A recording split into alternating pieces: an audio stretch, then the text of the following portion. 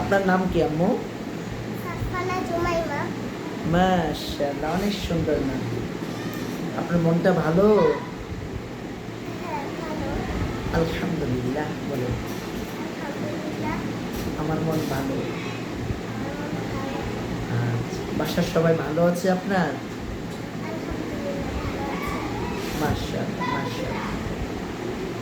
আপনি কোন বিভাগে পড়েন?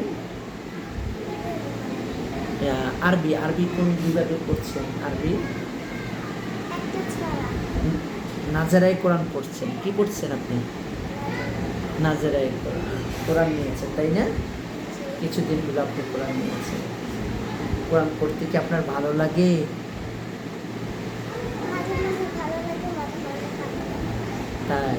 আচ্ছা, আচ্ছা, শুনেন, জেনুইনলি আমাদের সবার কাছে কোরআন পড়তে ভালো লাগে, কিন্তু শয়তান আমাদেরকে কি মনটাকে এমনভাবে ঘুরে দেয় যেন কোরআন পড়তে আমাদের কি ভালো লাগে না, যেন কোরআন পড়তে কি লাগে না, ভালো লাগে না।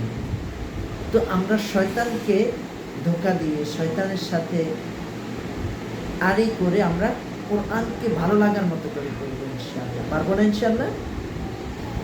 তুমি জানো কোরআন যদি তুমি ভালো করে পড়ো, কোরআন যদি হেফজ করো, তাহলে তোমার কি লাভ হবে?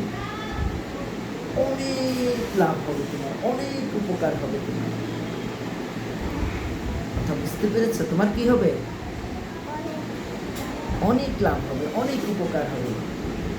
এই কোরআন তুমি যখন হেফজ করবে, মুখস্থ করবে, আল্লাহ তাআলা তোমাকে অনেক ভালোবাসবে।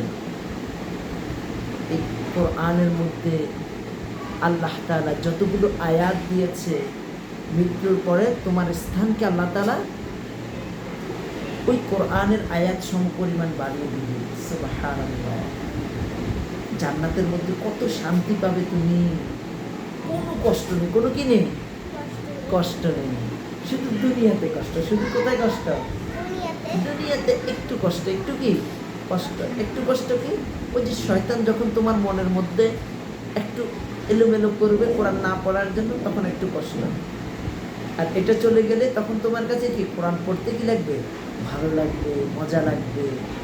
কোরআনকে তুমি বন্ধু বানিয়ে ফেলতে পারবা। বুঝতে পেরেছ?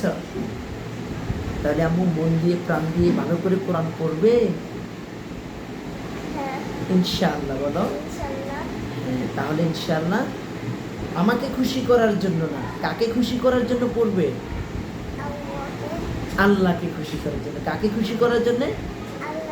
আল্লাহকে খুশি করার জন্য কোরআন পড়বে ইনশাআল্লাহ। আল্লাহ তাআলা তোমাকে কবুল করুক, আমরা এই দোয়া করে মন দিয়ে প্রাণ দিয়ে ভালো করে পড়বো মা। ঠিক আছে? ওকে, ভালো থেকে